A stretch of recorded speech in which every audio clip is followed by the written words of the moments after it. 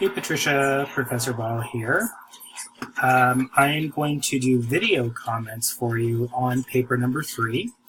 So that'll help you with your next error log and then completing paper number 4. The first thing that I look at is MLA format, so you have all the information you need here. There are no dashes, which is Vasquez 1. So your title is Cure for the Worst. Modern medicine has evolved in many ways through the past decades. New medications have made their way in pharmacies, and everyday new treatments are being used to help patients improve their health. Whether, so this one's WHETHER, whether it is a bad cold, a rash, a cut, or a sprain, comma, we go to the doctor, lowercase d, to help us feel better. Probably period here, capital W. We all trust our doctors, lowercase d, no apostrophe, and the medicine or treatment being prescribed. After all, they know better, right? But what happens when we reach out to a doctor to help us feel better, but the cure ends up being the worst than your sickness? In Lethal Medicine, a segment broadcasted by 60 Minutes, correspondent Scott, 2 T's, investigates the New England compound center that caused a deadly outbreak of fungal meningitis. Wow, okay. Pelly gives the insides of an investigation that caused thousands of people to get infected by stating the purpose, addressing the audience, and the use of visuals. Then probably period. Pelly uses this documentary to inform his viewers how some compound pharmacies think money first before the well-being of the patient. So you start off well, and the things that I'm talking about, like the capitalization or the apostrophe, those are all lower order concerns. But you have background, then you introduce the video, and then you have your thesis. Do you have extra spacing on your end? Because on my end, it looks like you have some extra gaps between your paragraphs. And I'm going to go back to check that this is recording because I've done a couple videos today, and it stopped in the middle. Okay. So the purpose of this documentary was intended to educate the general public of the risk of how some compound drug factories think money first before the well-being of the patient. A technician of the company stated, the company got greedy and overextended, and we got sloppy. Something just happened. Apparently so. Something did happen. People were being injected with a steroid that was infected with fungus. Wow. So Pelly states, and here you need verb, comma, quote, by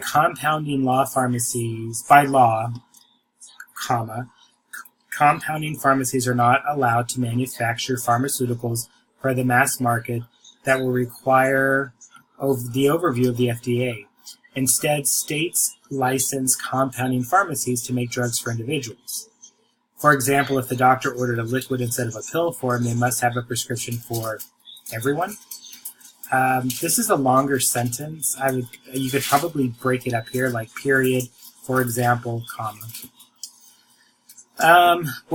Comma. This was not the case for the NECC compounding pharmacy. Probably period. A salesman whose identity was not revealed. By salesman, comma, whose identity was not revealed, stated that they were getting prescriptions with a fake name, such as Homer Simpson, Bart Simpson, and that raised a red flag among the company. And that would probably be semicolon, however. Also another lower order concern. The person in charge, no D, seemed not to care, since all of those thousands of,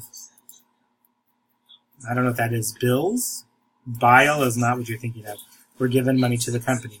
How is it that all these things were happening in compound pharmacy and overnight they became a manufacturer? So you're asking a question, so you probably need a question mark there. The other thing is the point of the paragraph was the author's purpose. So looking at pi, where's the E, the explanation of the purpose's significance or importance?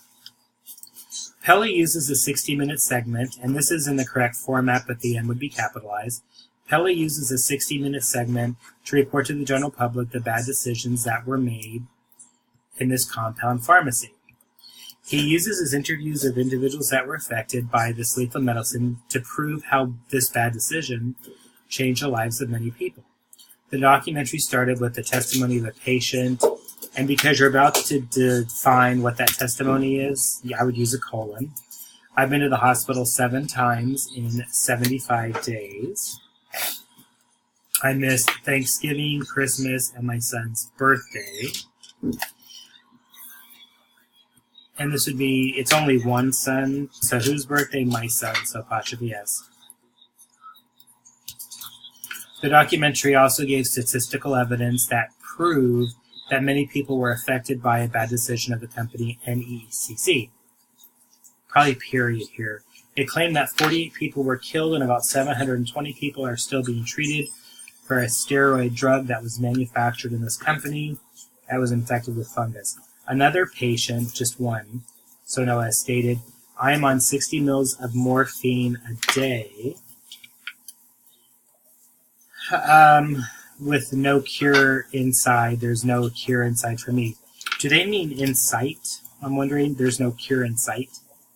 The 60 mils of morphine is for this patient to be able to handle the pain from the fungal infection that was injected in his spine, ouch, manufactured by this compound pharmacy. Another patient claims that his wife died of a stroke in the hospital, but a couple days later, they determined that what killed her was a fungal infection that had reached her brain. Probably semicolon, unfortunately.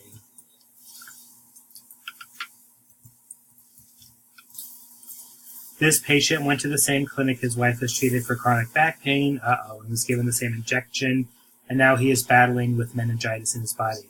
Most of us trust our doctors and the medicines or treatment given. Never in a million years will we think this could happen. Pelley uses convincing evidence, just evidence singular, to prove how a bad decision can turn out for the worst. Okay, so far so good. It looks like you have 2 different ideas here, the audience and the interviews, and the rule of thumb is 1 idea per paragraph, so just be aware of that.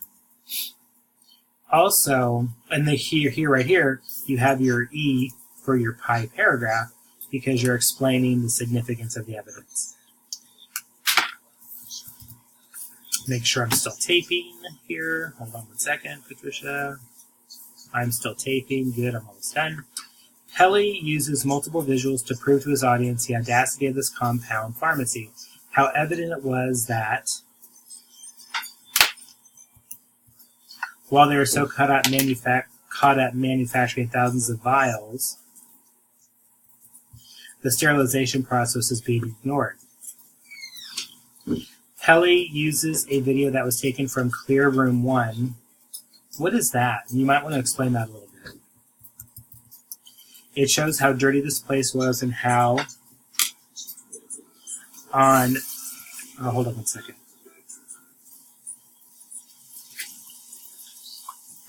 Pelley uses a video that was taken from Clear Room 1. It shows how dirty this place was and how on some places you can see mold where they were working.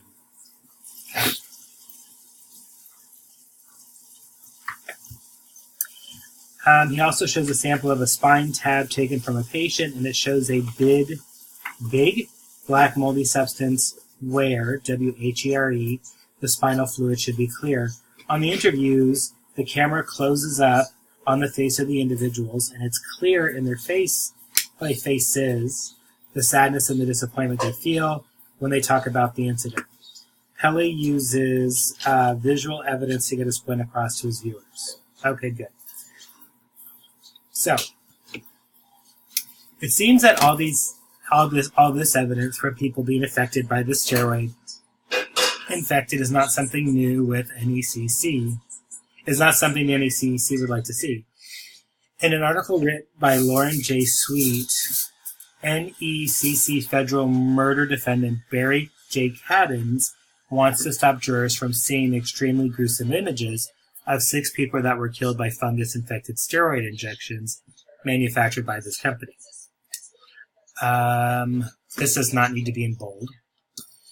Caden states, good. They are irrelevant given the nature of the alleged murders charged and the lack of dispute that each of the individuals died from fungal meningitis, contracted from an injection of methylprednisolone acetate compounded at NECC. More importantly, though, this type of testimony is evidence and unfairly prejudicial. Good. Caden faces 25 counts of second-degree murder and a potential life sentence if convicted. Okay. All right. So this is fine, but your conclusion should restate what Pelly does. The use of visuals, the use of close-ups, the use of evidence. So you want to make sure that you include that. All right, so your works cited page is almost there. This needs to be moved up to where it's only 2 lines below this. And then it would be Pelly, Scott, lethal injection, then 60 minutes, and then the date that you found it as well.